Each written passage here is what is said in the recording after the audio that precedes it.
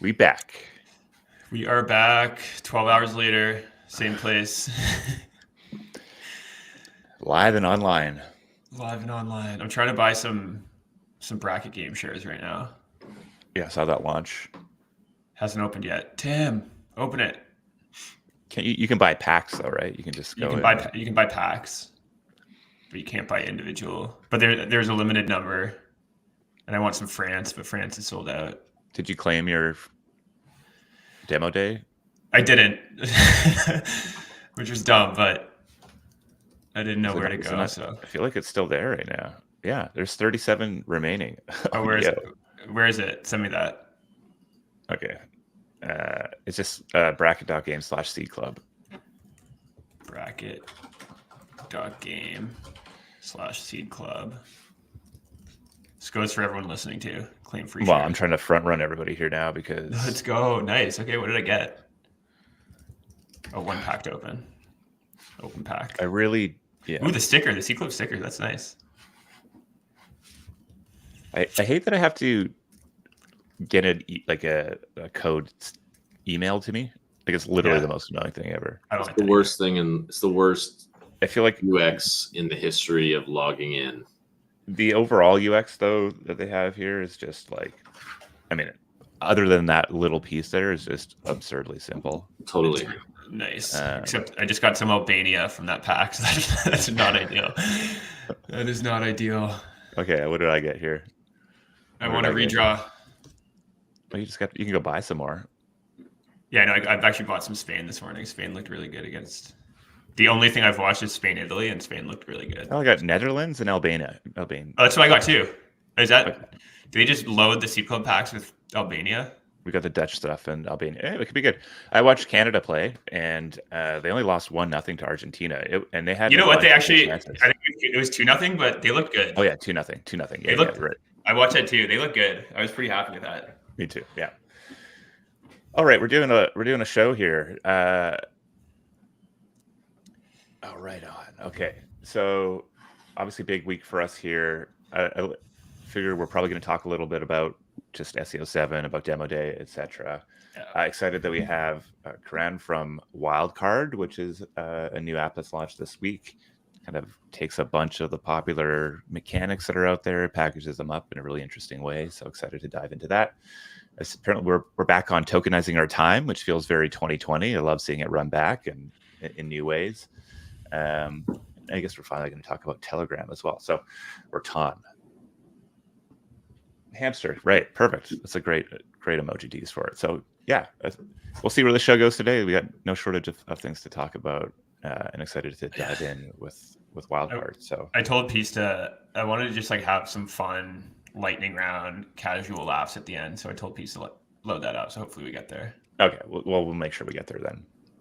I don't know how casual laughs I got, but I have a couple things to look at that I thought maybe would get a reaction out of you guys. There we go. You'll get something. Fair. You're gonna get probably something. Fair. Nice. All right, well let's do this.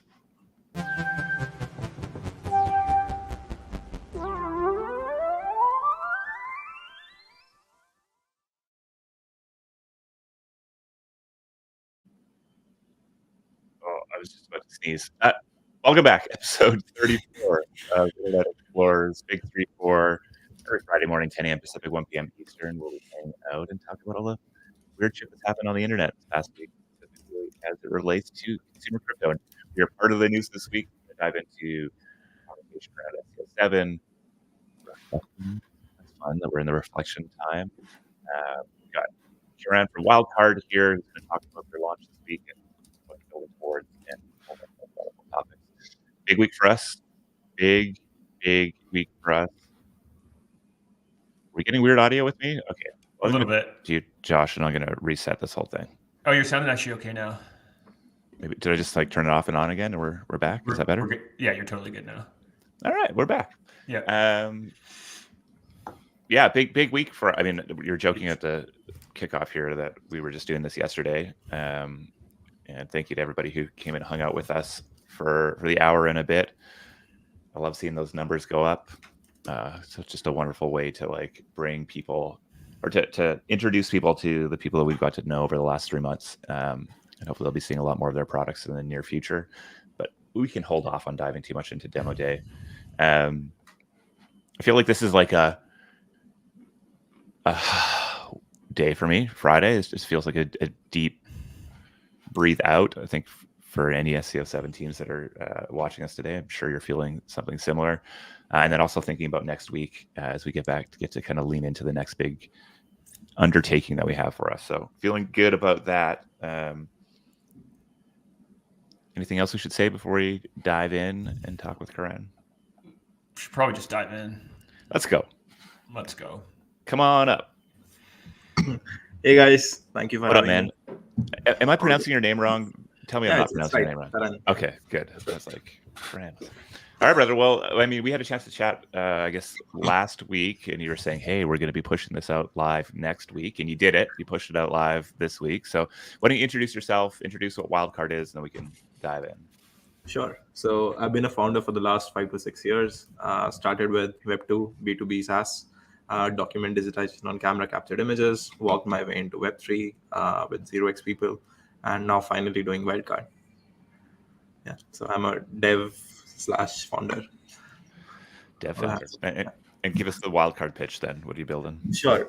So we are building the attention economy on top of. I'll start with the story. Actually, the story is like, I got the Degen airdrop one, and then after that, I was looking to Pacman talk about Blast, and the idea that hit me was like, if we can create new economic engine on top of existing things, which is better, it unlocks great value. So I looked at what are the things that are working right now or worked in the past, Frentech, Degen, and how you can do things right with it.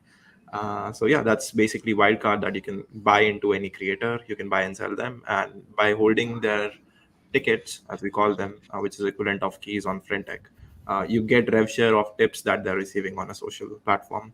So it's built on top of Firecaster Social Graph. Yeah, Nice. So I think in my mind, like the big unlock or innovation here is just like how well you package all of this together. Like it has a lot of the pieces that we've seen kind of iterated on tirelessly across the ecosystem, right? You have tipping, you have like buying, keys. I think you call them tickets, but buying keys to people. You have kind of a point system. So it's like a lot of the stuff we see all the time. But I think the way that you've packaged it together actually just makes it feel pretty novel, or at least like makes it makes it feel fresh, and makes me actually want to play the game and kind of spend time in there. So I'm curious, like how much of that was the insight? Was it just like if we just package it in a better way, like we can? Yeah, so there were a couple of things I wanted to unlock. One of them was, right, I see a problem that after a while, all these cards or games become very expensive and the barrier to entry is high. But what we have done is like new, which has not been done till now, is fractional tickets or fractional keys. You can buy with $20 even at $10 million market caps. So the way I see it is like, I want to see it as a one-to-one correlation between the social capital of the person and the thing that you are trading here right now. And they should not have to do some extra work like in a private group chat to maintain it. It is just like their social capital value is accruing them tips, and you get a share of that in perpetuity. So both of those things. Got it. Cool. And then, I guess like how are you thinking about the competitive landscape here? Like there are a ton of people kind of serving this, I guess, desire to speculate on people's social capital. Yes. I don't know how you describe it, but we have Frentech, we have Alpha Friends, we have Degen, Fantasy Top is even kind of circling around a similar idea. So how do you think about differentiating through Wildcard, or how do you just make sense of that? I think each and every one of those, like in half of the places, I think the first differentiator is the barrier to entry. Like if you go now, if a Vitalik or a Dan Romero ticket is $200, you need to at least shell out that amount of money. So the participation rate after a while just goes down. With Frentech and Alpha Friends and all these places, there is an expectation that the person would do something extra. And the third and the most important thing that we are trying to do is become a full-fledged native client that supports, So I think Warpcast is going into a direction that it wants to onboard the masses, and that is great. But we want to focus on a niche, which are crypto natives. They like things which are more woke or wild. Hence Wildcard, things like GIFs, or someone asked me for a meme key, like just a keyboard to search GIFs and post it, and we added it in a day. So things like that, and native tipping, native buying, selling, speculation, integrating Pearl, natively and all those things, or tipping in multiple currencies is something where we see that this can become a client where people who are crypto native are it's built custom for that, and that is a need that is not getting served anywhere else. Yeah, interesting. So the category you'd put it in is more like social plus trading rather than so the design here is ultimately on being a client or a social network, and the It's a sort of the Farcaster game client. mechanics. So Okay. yeah, you can cast here, you can put memes and do anything, and we're trying to work on different algorithms or feeds. So our niche would be crypto natives, so you might also see transactions in there or their portfolio and all those things coming there. Got it.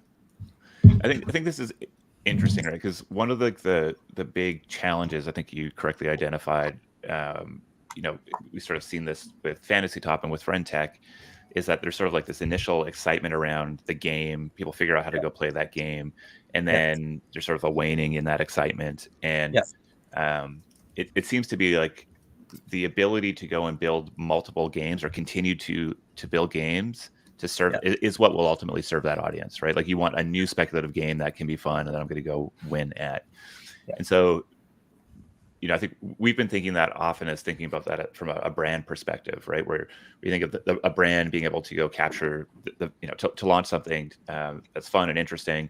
Maybe it's only fun and interesting for a couple months, but the value and the trust and the belief is sort of embedded in that brand, and they can go and do it again. And maybe that becomes a formal product, or maybe that's just a thing that kind of exists. But I think this, in that bucket of like, where do you store the value that you're creating from ephemeral apps? I think I would sort of put like brand, client, social space, app, and then maybe network, chain, L3, whatever, and those buckets. It sounds like that's how you see the world as well. Yeah, for sure. So it's about saying, okay, how do we go and consistently? So all the current games that you have sort of existing within Wildcard are ones that maybe some will persist, but others may be swapped out or iterated or added to. Yes. Interesting. So I think like whatever is going popular in Warpcast with memes or frames or actions, I think doing them natively makes sense, and unlocking more things natively would just make sense, because it's a much better experience than using third-party apps or frames. Where do you see the growth in that core crypto enthusiast community coming from? Because it feels like one of the challenges we have right now is that it doesn't feel like that body of users is actually growing significantly right now. This is just my feeling. I don't have data on it, but I would say that at least like whichever dev I have encountered who's into crypto, or people that I know who have gotten into crypto, after a point they start speculating and they start getting into meme coins, degens. I think the barrier is low. If you're looking at people who have been there, they're not converting to this side of the coin, that's fine. But I think the new generation that are coming in, I have met like several 15 years old, 16-year-olds who trade meme coins and do all that shit, and they want to do that with a few cents or dollars. So right. I'm bullish that this thing would grow, base would grow, Firecaster would grow. So those are assumptions. The inevitability is programmed in. Demographics. It's all about demographics. Yes. Karan, I'm curious. You guys launched earlier this week, right? Monday or Tuesday or something. I kind of started. One Saturday we just okay, Saturday. Just put it out. You gotta put it out. I love it. I'm curious. So you seem to have a pretty meaningful amount of usage in the product so far. I'm curious what's like working well, and what are you seeing not work as well as you maybe expected or hoped? I think it's working more than I expected. Certainly, I didn't expect this much people to use it. People are buying tickets. People are tipping each other a lot. One thing we were facing was like bots and farming. We've taken care of that. I think right now the biggest challenge is we just cooked something up in like last set. So it's like ideation from the current product in last 7 weeks, and it's like a lot of things that need to be built and to be fixed to be able to serve people, so that they don't have to think about going back to another client back and forth, and they're like, hey, this is breaking, that I want upload images, I want drafts and all those things. So there's like lots of things breaking and lots of feature requests coming in, and we're just like going after them one by one. Cool. And people don't need an invite code to join right now, right? Anybody can go and just spam with Farcaster. They do need an invite code. We opened it up for skin in the game devs and wildcard channel members who were at the point, but you can find plenty of invite codes lying around in the channel. One invite code using any of the invite code, any number of people can join. Okay, can we drop an invite code? Do you have one for us? I got some too, so hit me up. Yeah, let's drop a couple in the chat here for people who are live with us. Nice. Okay. So what is, if we sort of think about the next 2 or 3 months, we stop talking today, and in 3 months we come back and we get to hear the update. What do you hope to have sort of achieved or pushed forward? I think it's like complete client functionality, and then you also have games on top of it natively integrated, and you have multiple currencies on which people are tipping, and this becomes the one-to-one way to store or correlate social capital value with financialized representation. So that's my hope. Like if you want to long or short someone, hearing the news about them that day, you come here and you do it. It's my least compelling part of your pitch as far as I'm concerned. I find that very it sounds far cooler than I think it actually is in practice. But I do love the idea of, to me, the thing that stands out the most is the sort of recognition that that there is this core user who's looking to play new and interesting games. Yes. And that if you can create a structure that makes that compelling and fun and valuable longer term, then I think you have a big thing. But I think like the social to me, it's like the one-to-one representation of social and financial capital is one that the vast majority of sane human beings would push back against very, very hard. And the people who don't, or maybe not the people you really want to be hanging around with on the internet. That's my take, though. But I think if you also look at it in another way, I'll reform it. Not for pure speculation. The other thing that it solves is basically discovery. So let's say you're buying because you think that you're early and you know someone and it's a friend, you go and buy their tickets early. And that way becomes a way of discovering good people. I think one of the other problems that I see with the Farcaster ecosystem is like discovery is very hard for new genuine people who are joining the network. And in a way, tips and shares solve that because we can know who are good representation people and who they are putting their money early into. Yeah, well, I mean, I love the threads you're pulling on. We should connect you with Unofficial from. Yeah, you should chat with Unofficial from our last batch. They're doing some interesting things with an interest graph. So if you're not connected, I'll make that happen afterwards. Anyways, appreciate you hanging out with us today and sharing the vision. It's only been out for a week, not even a week. And it sounds like you guys are iterating on it quite quickly. So we got an invite code in the chat here at live.seedclub.xyz. Appreciate that. And wish you great success as you continue to iterate. And I got to go buy some tickets. Yeah. Take care. Bye-bye. All right, man. Thanks for hanging. Yeah, I think there's a big idea in there around this ephemeral speculation. Agreed. Demand. I think is interesting. Like persistent. The app's installed. You can go there to play like weird emerging social. I think they have to be really good, weird, emerging social speculation games. I feel especially if you're targeting the dopamine seeking kind of crypto native audience that has endless emerging things to go play with. I think you just have to be some like trusted place to go. It's interesting though because like what we do see kind of coming out of the Telegram ecosystem is like a big push into super super casual games that seem to be more aimed at. Maybe that's like the airdrop farmer. I think it category, is. Right? Yeah. I think it's just like fancier points farming or like a fancier point system is like that's what Hamster Combat is. Like a more fun, kind of addictive version of that. But it seems like Wildcard's trying to position in maybe more like the trader than the airdrop hunter. Though I'm sure there's a lot of overlap there. Interesting.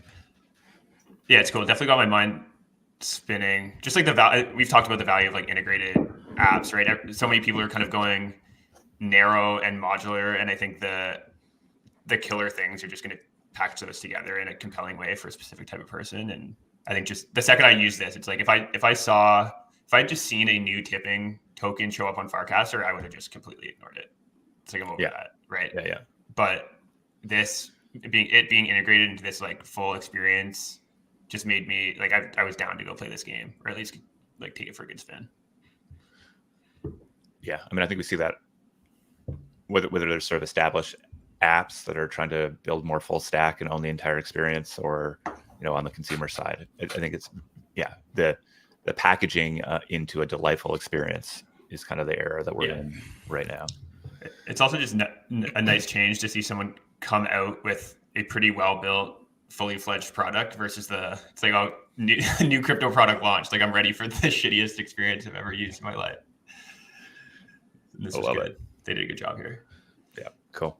Nice. So let's move on to SEO7 reflection. So, really just woke up this morning and just like wanted to still like feel like I hadn't entirely come down from yesterday. Brain was like struggling to like move forward, I guess, or like move beyond it. So I figured just like creating some space to just look back on the last 3 months, look back at demo day, and just kind of like reflect what happens. Because I think like week to week, you just get so in the flow of the cohort and into the weeds with the teams. And I think this is like the first time really that I think we've probably both stepped back and been like, oh shit, like that was great. So I don't know, obviously, so there's a bunch of ways we can obviously go with this, but maybe just like initially checking in on what kind of big takeaways are top of mind from that like week to week kind of grind that we've been on with these teams. Yeah, I mean, it was amazing yesterday to see how many people came out. The chat was off. Thousands of people checked it out on Twitter and were live with us. And I think like it was interesting to me to think about where we were when we were doing team selection and like what's happened in this 3 months since. And I would just say like meme coin explosion being like the thing that was just underway. And I think we had a couple really great conversations around that, and then all of a sudden just kind of took over. And demo day kind of felt like it landed on a day where meme coin interest was actually probably at a low over the last little while. And so definitely, I think there's sort of like an interesting thought about how little representation of that sort of meta was in our current batch, and also how I think useful it was to see people pushing into new and interesting directions. Like there are clearly projects that are through that our batch there that have token plans and are kind of leaning into what we would call scene coins. But I think like it is just really interesting to see.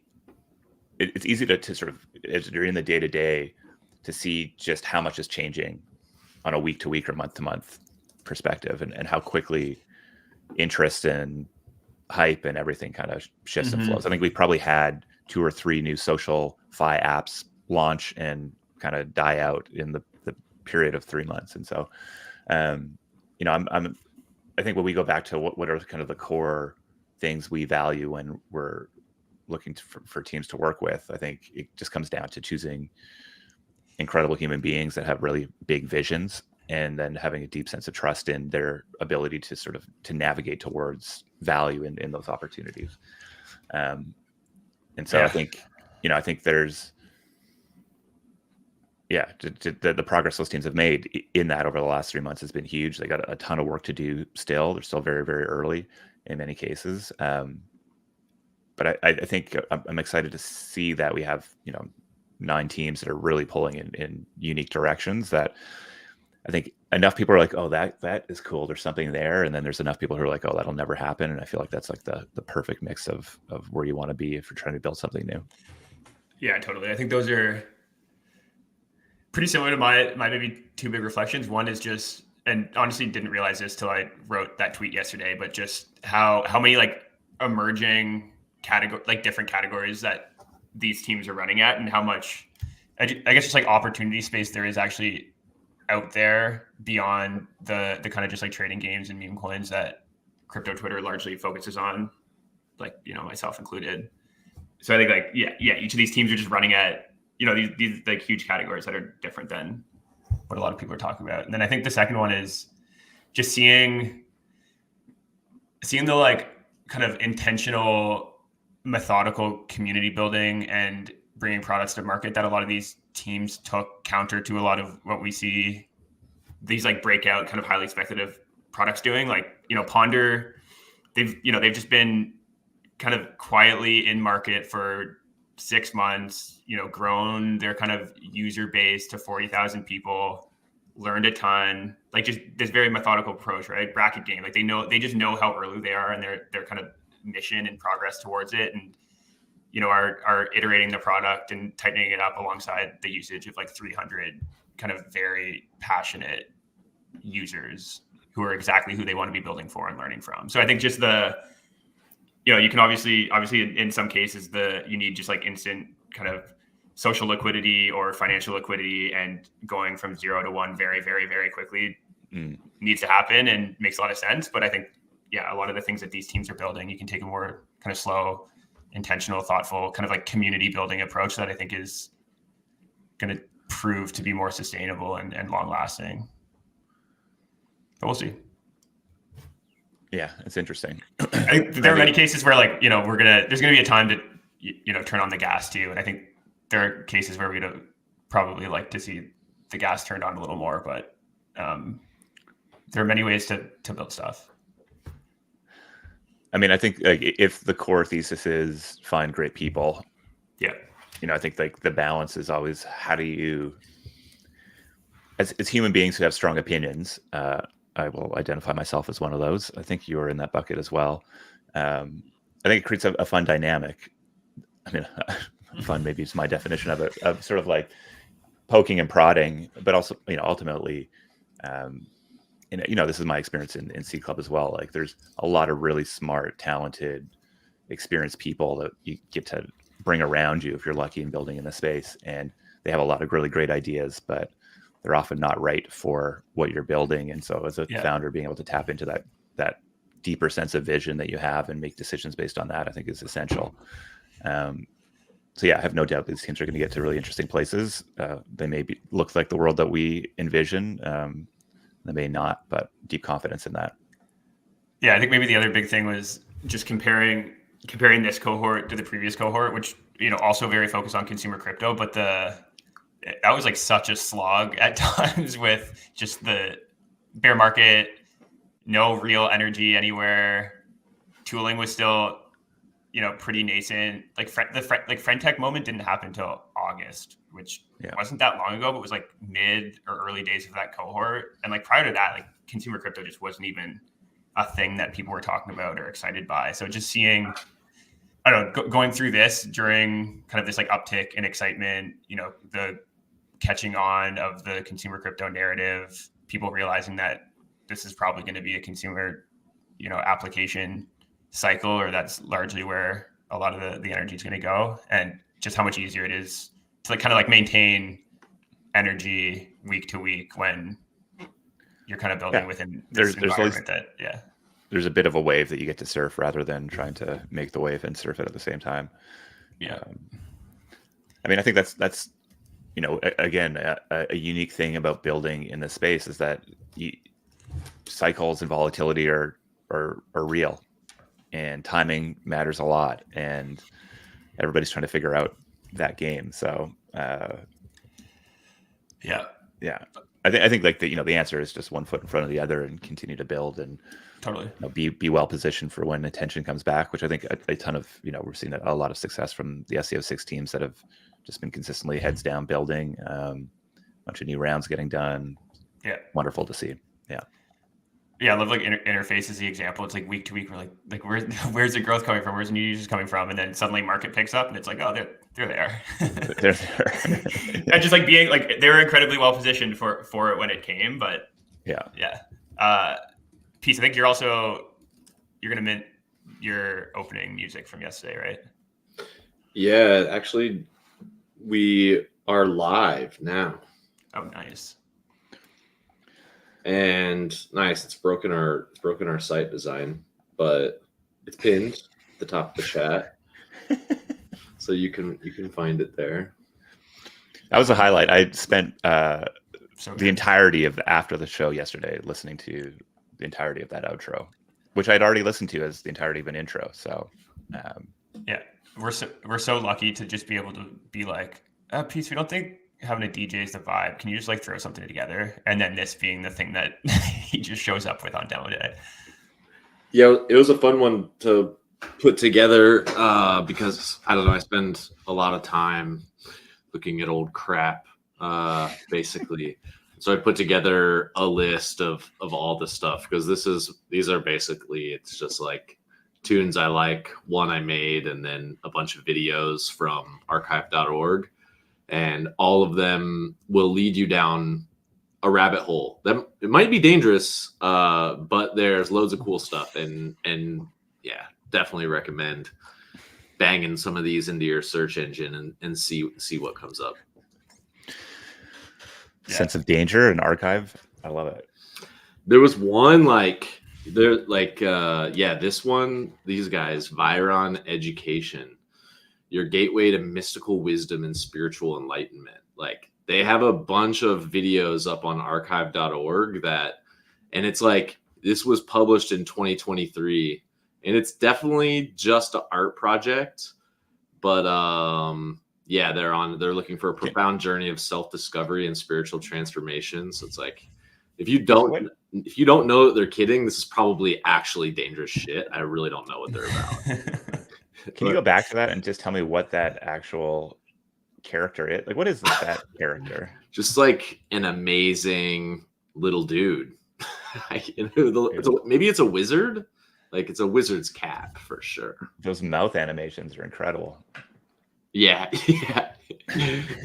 Something strange is happening here. Yeah. Okay, so nice. you dove deep and came up with. So I think we'll make sure we tweet that out because I think the links in our chat are not super useful here. But you can go mint the intro, outro here, the demo day vibes. I'm gonna go mint like 99 of them because it was awesome.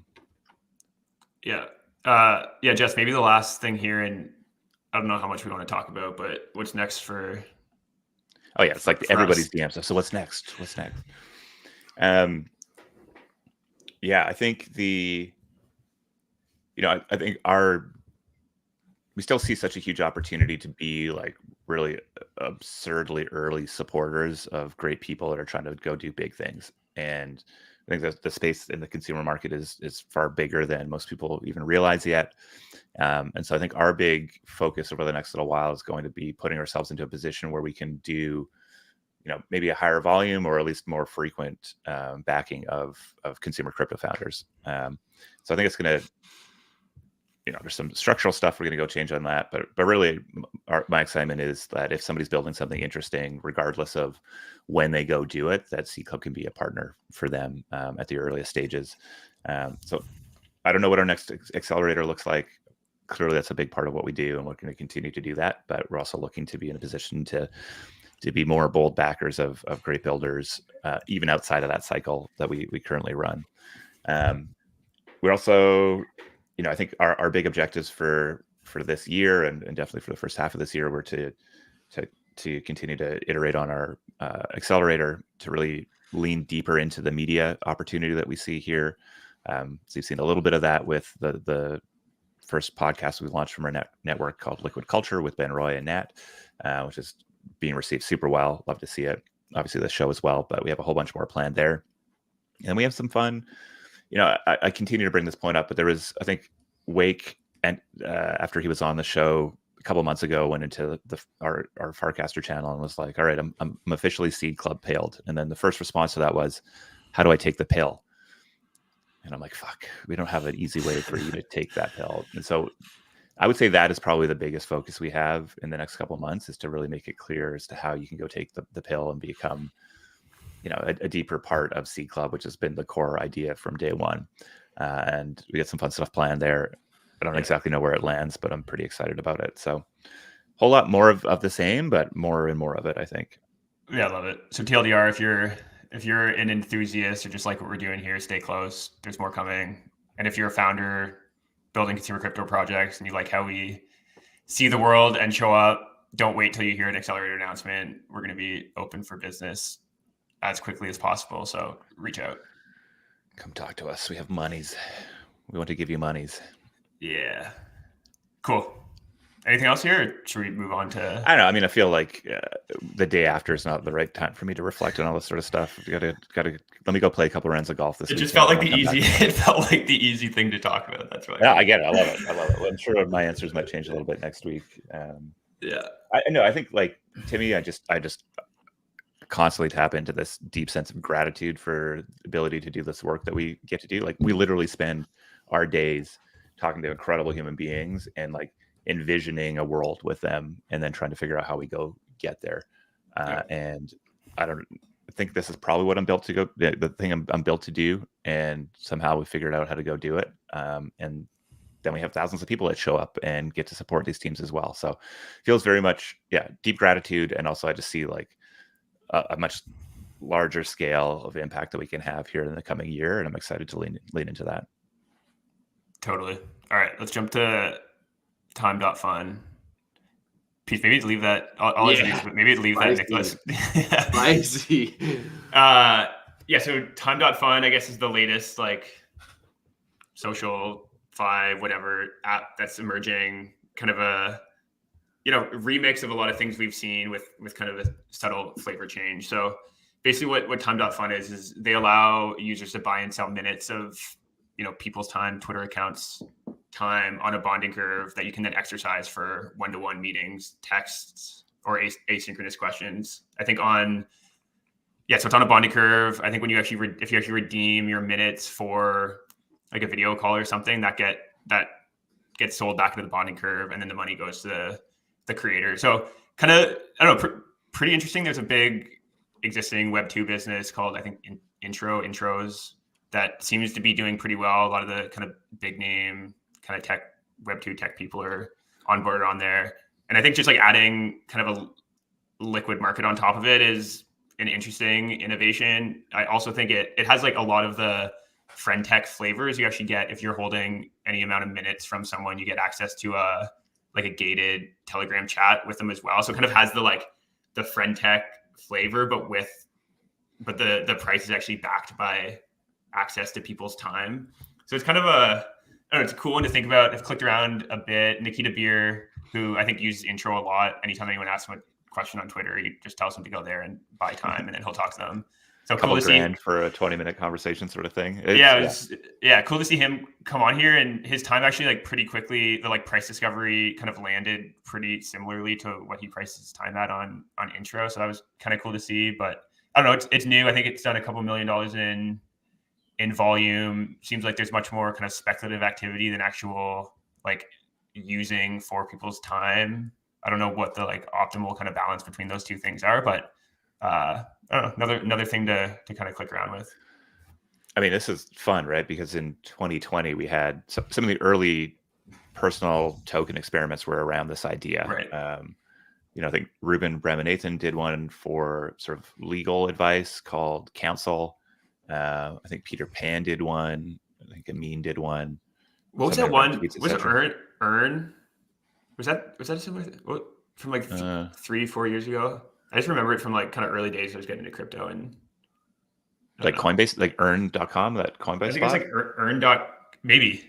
Yeah, that was just that was Balaji's startup. Balaji, but it was a similar idea, right? No, you just paid. I think you had to. Somebody had to pay for your response, basically. So I guess it's in a similar area. I think this idea of speculating on the pricing time based on demand, I think is kind of interesting. I know I file this one into a bucket of real cool experiment. Love seeing they've packaged it up well. Go to market seems to be top notch, and also I think it only works if this becomes not only works. I think one way it works is this becomes the place where people actually want to speculate on people, right? So I would put this in the same bucket as what Karan was talking about earlier, right? Where you kind of want to have a liquid price for people, and people can buy and sell, and you can short and long. I'm not sure that's a compelling thing for most people.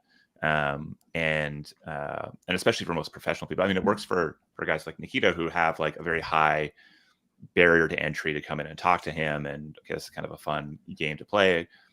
My guess is intros is still the primary place that he sends people to. For anybody else who's out running like, project-based work, or for like the actual work of getting specific outcomes done, I think like there's just no reason not to price that on a project and based on value that you're creating there. So I think this needs to be like a game in and of itself that people want to go and play. And there's something weird about redeeming being like this negative event for the like bonding curve price too, but it being like the core value prop of the platform. Right, because you sort of sell into it rather than. I think you as a speculator would want to buy time in people that no one wants to talk to, right? Well, that's probably who's top here too, really, right? Like, I mean, I think Ansem's top. Okay. Or like someone that's like never going to actually open up any time slots or something. I don't know. It's a weird. I would love to know if people have. I mean, we should go and actually book a bunch and see if we can get like 10 minutes with these guys. Like, we should just go in and do that. I was like, who do we want to know from here? Like, let's go talk to. I would go talk to Nikita for sure. Yeah, let's do it. Let's just see what it's like. See how hard it is to actually get. That'd be fun. I was thinking, I saw this just before demo day, and I was like, oh man, I wonder if we could buy somebody's time to come in and say hello on demo day. It was too short a time, but that would have been fun. Just call them into demo day. I just want 2 minutes from everybody and just do like 5 2-minutes in a row and ask them. It's like the new Cameo. Phone a friend. I think that's what intros is basically. It's Cameo for consultants. Right. Yeah. Cool. Yeah. Interesting. Yeah. Actually, Peace, do you want to, what was Nicholas talking about there? What was Nicholas talking about? He says, yeah, fire. Love this contentious take. Yeah, 100%. Yeah, I think that's what it is. And in fact, I think that the more they lean into that, the more successful it'll probably be. But I feel like it is useful to have this sort of external point of reference that is not purely spec. Like the issue in my mind with like DSO and the pure personal tokens is that you have like one's identity directly priced and volatile, and that just like feels like shit, and you're not going to want to go through that. Using time as sort of the sort of asset there feels like a sense of separation, the same way that like I think it was smart that Iggy Azalea did Mother Token rather than the Iggy token. Totally. Right? There's like a meaningful separation there. I know. It's true. Like when these meme coins unwind, like there's often just nothing you can do. Oh, Siri, great. Okay, Siri, buy meme coins. Yeah, there's often nothing you can do, but yeah, to your point, if it's actually backed by time, at some point, people who do want to spend time with you are gonna actually book it, and think there's some price stability there. But all right, cool. Let's jump to. This is such a random, like what it's a random. It's so random, but I was like, yeah, let's go. Because I think this is a link I sent. Yeah, okay. You did send me this. We talked about it. Yeah. I think also I've just been like intentionally like critical of like new DeFi protocols and tokens.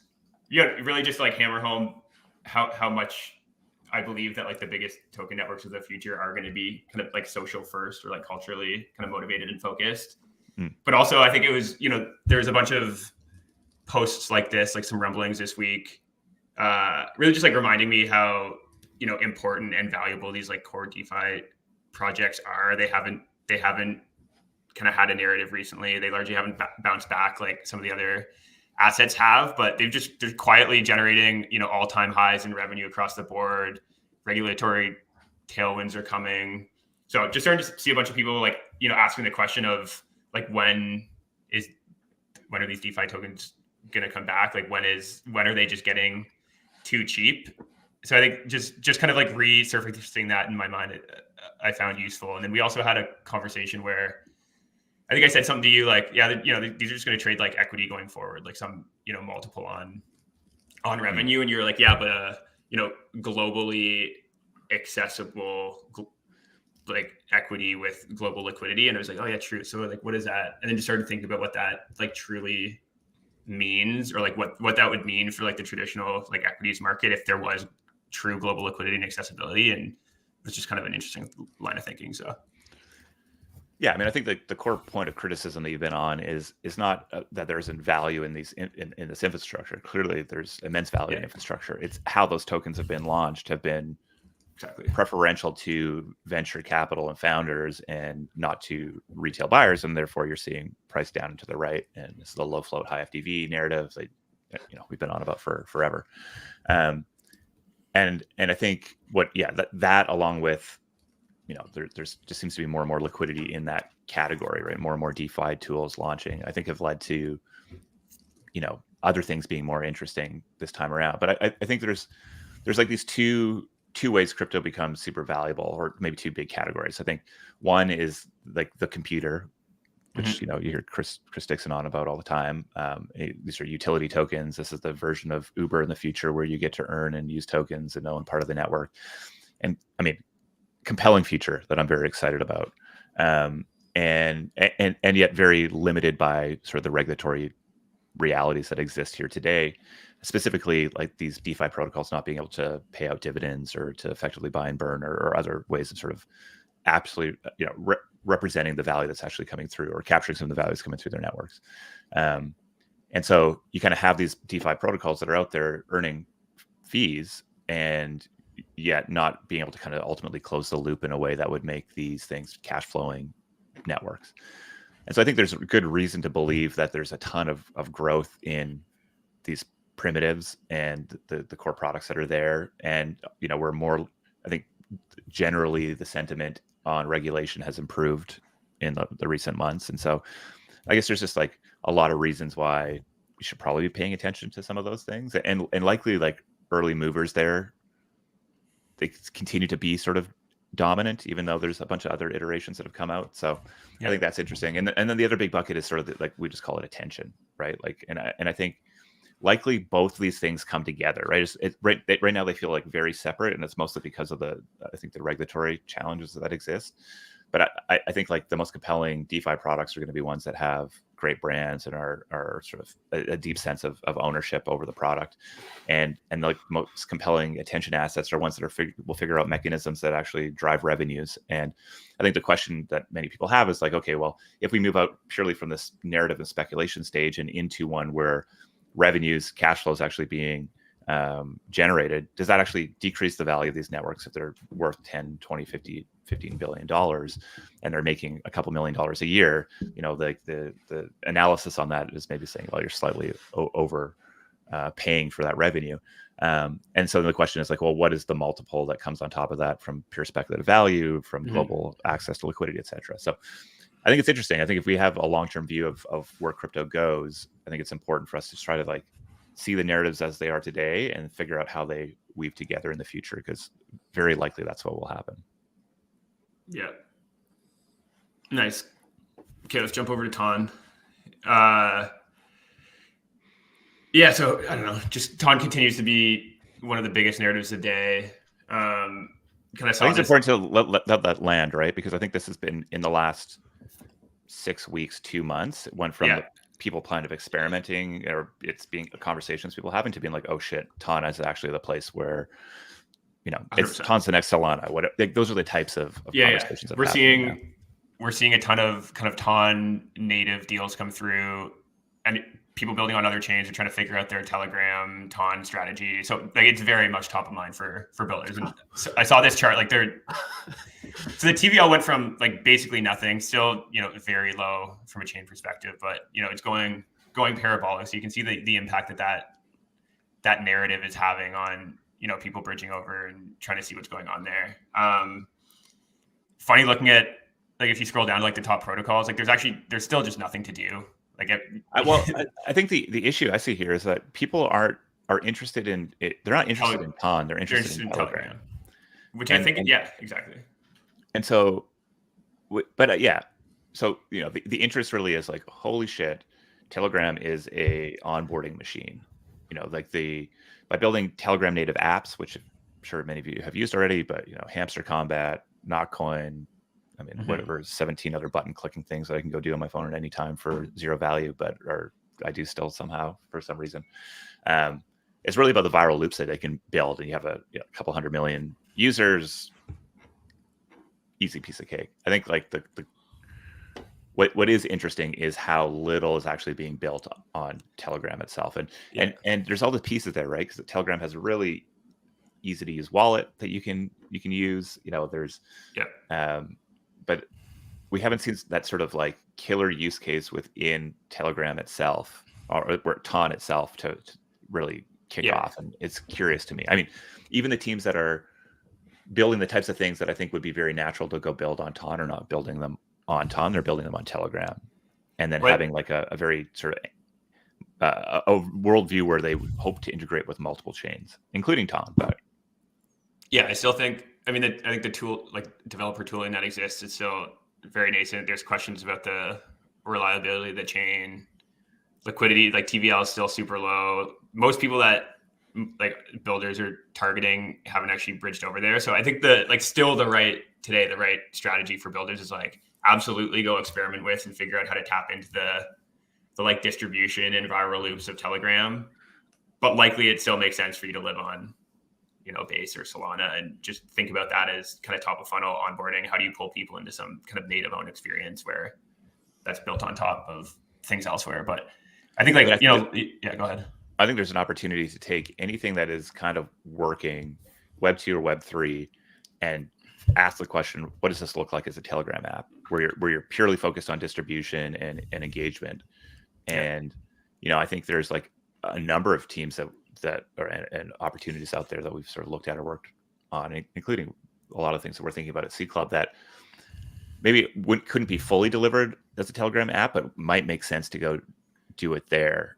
Totally. Purely from a distribution standpoint. Or even just like as a step to like, let's say you're a desktop product, have mobile ambitions, aren't exactly sure what that should look like. Starting with a Telegram app or like Telegram, or a bot is like a pretty interesting way to just like mess around with mechanics. I think also probably like an under tapped distribution channel is just building Telegram channels that distribute like news or your like unique type of content. Like I'm following a bunch that, don't seem to put a ton of effort in, but just because of how easy it is to like share and subscribe, they have like 30,000 subscribers pretty quickly. Who knows what like actual viewer or reader numbers are, but I think that's kind of another interesting way to just kind of tap into that distribution. But yeah, I like this post by Adam who's building Friend Pet, but just like really highlighting the idea that these like click to earn products in Telegram are like in no way crypto products, really. Like the crypto is kind of the carrot at the end of the stick. And by having that carrot at the end of the stick, they're kind of able to like market to crypto users, but it's all like the entire experience is just like tapping buttons in Telegram. Yeah. There's like a global category of people who are just like, let me go earn infinitesimal amounts of crypto. Yeah. Like I'm down to just go fuck around and earn tiny amounts of crypto. And that's a big chunk of the people who are here right now. I mean, the thing I often think about here is like how it's like how important reach and distribution and sort of scale is in many of these go-to-market plans, and also how important it is to be able to identify a difference between an absolute quality user for whom you're building for versus like users as distribution. So I think that ability is kind of key to this. Otherwise, you kind of run down a wrong path. But Peace Snow doesn't like the word infinitesimal. You're just no. I love it. I think I'm so wiped out. I'm like hungover from yesterday that like hearing it, I had to Google it. I was like, is this a real word? Like this. Hangover. Is it really big or small? Like it's an amazing. Mm-hmm. It's an amazing term. It's very small. Infinitesimal. Small. Yeah. Well, words come out. Listen, man, I say words that don't even mean anything often, so I'm glad you checked it. I just say whatever comes to my mind. So, okay, let's lightning around this because I feel like I feel like we're going to bring up Telegram a bunch in the next little while. For sure. And if you're seeing interesting things out there, we want to click around. There's something about go-to-market here that I think is just an absolute superpower within Telegram. It's worth diving deep on. Okay, here's one. This one blew my mind. Let's see what you think. Oh yes. a year ago. Let's go. Yeah, that was a year ago.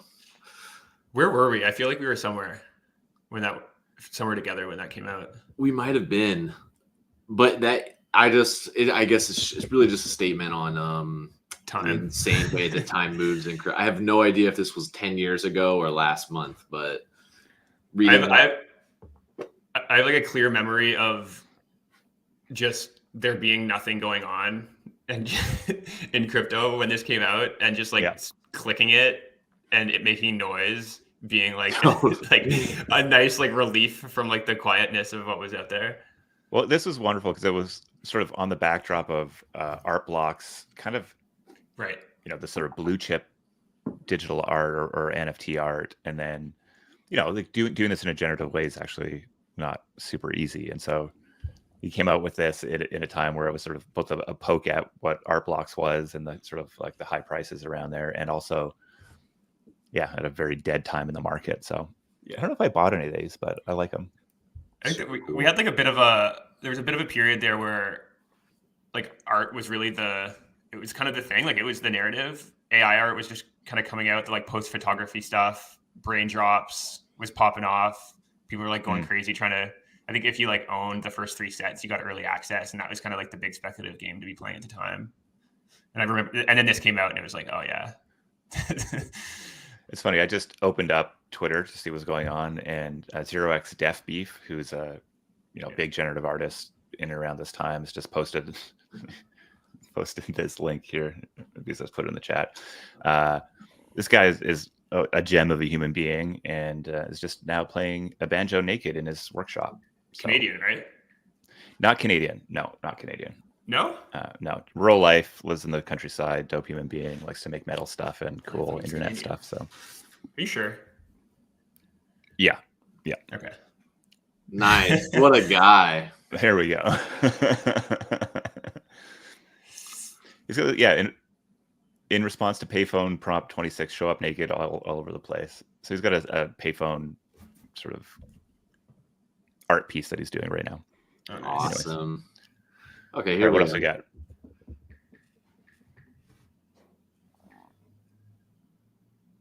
You making me read shit, piece? I'm sorry. Okay, you're right. It's like, how are we going to do a lightning?